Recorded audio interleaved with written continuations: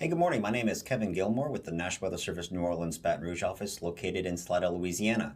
We're going to be doing a quick tropical update here, talking about Tropical Depression 10. And then we're going to be combining also the weekly weather briefing, talking a little bit about our local weather we could be expecting here. Maybe some changes coming up around the corner. So we're going to kind of dive into some of the details with the latest from the National Hurricane Center. Let's go ahead and first, actually, I want to actually start off with a infrared satellite imagery to show you kind of what the Gulf of Mexico is looking like right now, and basically where the system's located and how it's looking on satellite. This is it right here. So in the center of the screen is the Gulf of Mexico. Louisiana, our local areas to the north of that image. And you see there's a lot of brighter colors to the bottom of the screen. And you can almost see a little bit of a swirl there. Those brighter colors using infrared satellite is indicating colder cloud tops, which is a good indication that we're dealing with a lot of thunderstorm activity, which is associated with the rotation or the low pressure center with Tropical Depression number 10, which is currently located just off the Yucatan Peninsula in the northwest Caribbean. Not really moving much. It's not really having any forward motion much at all. It's pretty much nearly stationary. It's going to be staying that way here for the next several days. As it continues to slowly develop and drifts north into the eastern Gulf of Mexico. So, of course, for all people along the central and eastern Gulf Coast, need to be keeping a close eye on this system, especially as it continues to develop and drift north here for the next few days, possibly impacting portions of the northern or eastern Gulf, Florida areas here, possibly around Tuesday and Wednesday.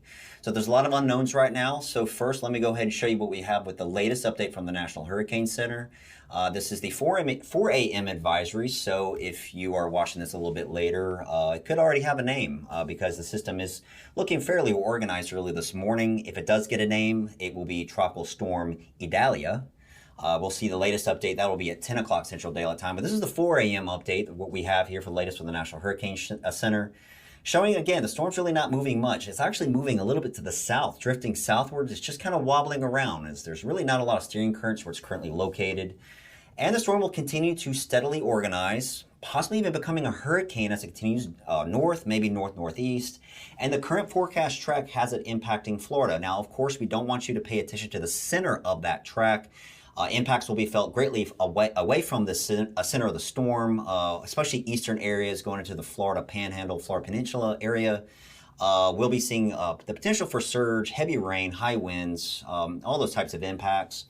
Now, for our local area, that's going to be the big question for us, which we'll get into that here in just slightly in a little bit. But again, this is the latest forecast what we have from the National Hurricane Center as we keep a close eye on the system here the next several days. What else is going on? I know that's a big question too. Is there anything else on the horizon?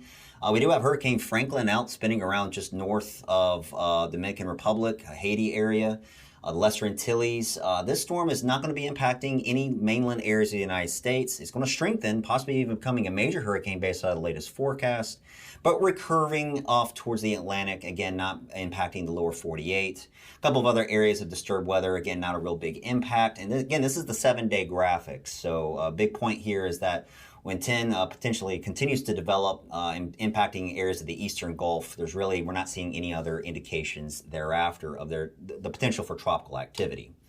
So I want to actually start off with some frequently asked questions that we've been getting a lot, and I'm going to kind of address this a little bit here.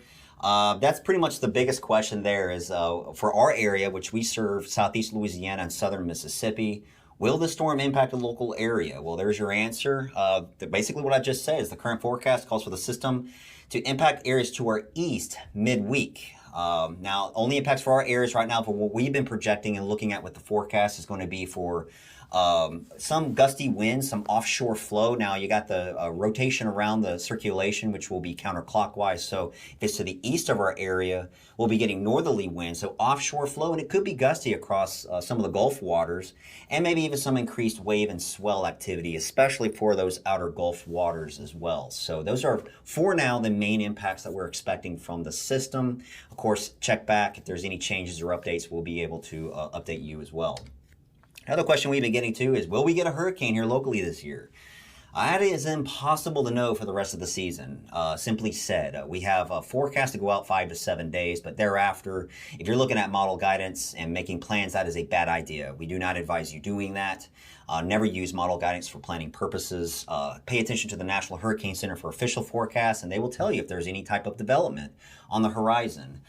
So this is where we're at with the current overview. This is the tropical season that we are in, starting from early May, late May, all the way through, or June, through about around October, November timeframe. So this is kind of like the center time of when we start to see the perk up of hurricane activity. This is based out of climatology, what we typically have seen storms over the past 100 years. And that magenta line in the middle there, that's where we're at.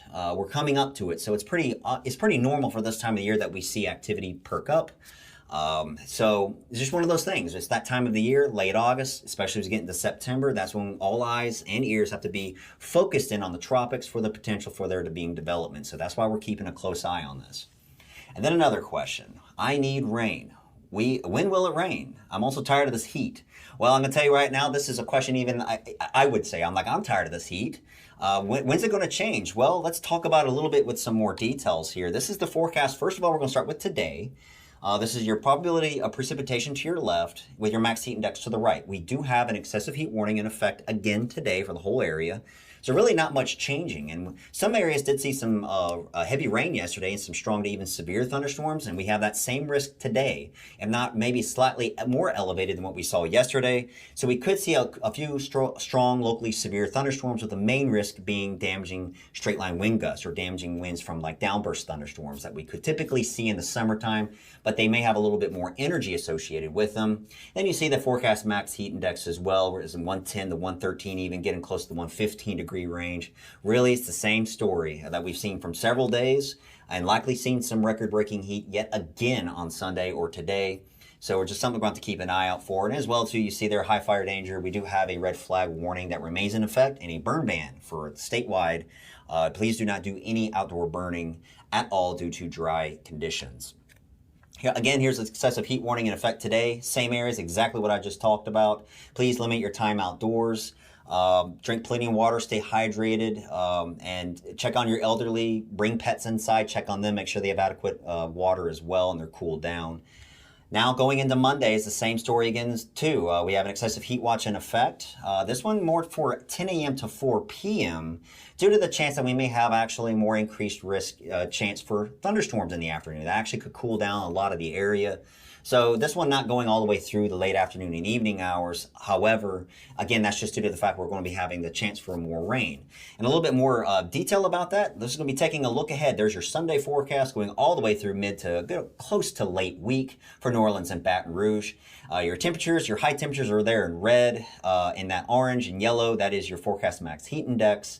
And that is something we love to see. Look at those rain chances going up, especially Monday and Tuesday. And because of that, we have a kind of a weak front coming down our area, which is causing a lot of this. That's going to be backing down the heat. We do have, again, there's your record heat likely for Sunday. But going into Monday and Tuesday, it really starts to back down, which is some good news. Probably more so Tuesday, especially going into Thursday.